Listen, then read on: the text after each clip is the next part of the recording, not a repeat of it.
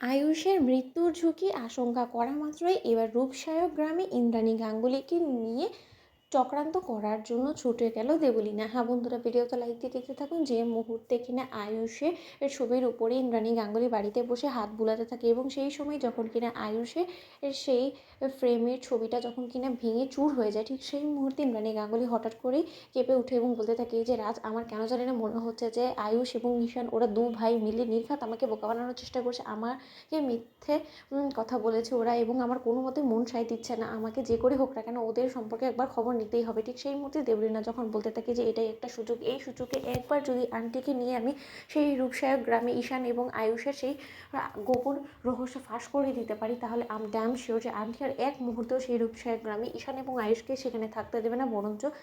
কুসুমকে সেখানে পুঁতে দিয়ে বরঞ্চ তার দু ছেলেকে সঙ্গে করে নিয়ে ইন্দ্রাণী গাঙ্গুলি আন্টি ফিরে আসবে এবং তাতে করেই আমার বিয়ে যত শীঘ্রই সম্ভব সম্পন্ন হওয়ার একটা চান্স থাকবে, নয়তোবা কোনো দিনও এই রহস্যের জটলা খোলাতে পারবো না আমি। ঠিক সেই মুহূর্তে যখন কিনা দেবলীনা সেখানে ছুটে গিয়ে বলতে থাকে যে আন্টি আন্টি তোমার জন্য একটা খুব খারাপ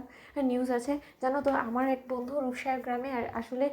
ফটোশ্যুট করার জন্য সেখানে গিয়েছিল। কি ও খুব প্রাকৃতিক প্রেমিক, তো তার জন্য ও আসলে প্রকৃতির ছবি তোলার জন্য সেই রূপসায়ক গ্রামে গিয়েছে এবং ও আমাকে বললো যে ওরা নাকি আয়ুষ এবং ঈশানকে সেখানে দেখেছে এবং আয়ুষ নাকি গুরুতর অসুস্থ। এবং আন্টি আমি তোমাকে বলছি হয়তো এই কারণেই তোমার মনটা বড্ড বেশি খচখচ করছে এবং আয়ুষ ঈশান ওরা দুজনেই নিশ্চয়ই খুব ভালো করে জানে যে একবার যদি ওদের অসুস্থতার কথা তুমি জানতে পারো তাহলে তুমি কোনোভাবে ওদেরকে সেখানে থাকতে দেবে না, তার জন্যই হয়তোবা ওরা তোমার কাছ থেকে গোটা বিষয়টা আড়াল করে গিয়েছে। ঠিক সেই মুহূর্তে ইন্দ্রাণী বলে থাকে যে দেখেছো তো রাজ, দেবলীনার বন্ধু কী খবরটা দিয়েছে, তার সত্ত্বেও তুমি আমাকে বলবে যে হাতে হাত রেখে আমাকে চুপ করে বসে থাকতে। আমি যতবারই চেষ্টা করি না কেন তোমার ছেলেদের মুখ থেকে আসল সত্যটা বার করানো যাবে না, কেন বুঝতে পারছো না তুমি রাজ? বলো তো, আমাকে যেতে দাও, আমাকে যে করেই হোক না কেন আমাকে সেখানে যেতে হবে। ঠিক সেই মুহূর্তে দেবলীনা বলতে থাকে যে আন্টি এই যাত্রায় তোমাকে কেউ সঙ্গ দেখ বা না দেখ আমি তোমার সঙ্গে যাবো, চলো বরঞ্চ আমরা রূপসায়ক গ্রামে গিয়ে সেখানে আসলে ঠিক কী ঘটেছে সেটা বরঞ্চ গিয়ে দেখি। এমনটাও তো হতে পারে যে আয়ুষের মৃত্যুর ঝুঁকি আছে এবং এই সমস্ত কিছু জানা সত্ত্বেও কুসুম এবং নিশান মিলে আমাদের কাছ থেকে সম্পূর্ণ কিছু আড়াল করে যাচ্ছে, বলো। অন্যদিকে যখন কিনা কুসুমের সেন্স ফিরে আসা মাত্রই যখন কিনা আয়ুষকে সেই মন্দির থেকে তুলে নিয়ে ঈশান বাড়ি ফিরে আসে এবং আয়ুষের এই অবস্থা দেখা মাত্রই যখন কিনা অভিমন্যু বলতে থাকে যে এই রাজার আবার কী হয়ে গেল, এদিকে স্ত্রী সুস্থ হতে না হতে আবার স্বামীর এরকম ক্ষতি হয়ে গেল। ঠিক সেই মুহূর্তে যখন কিনা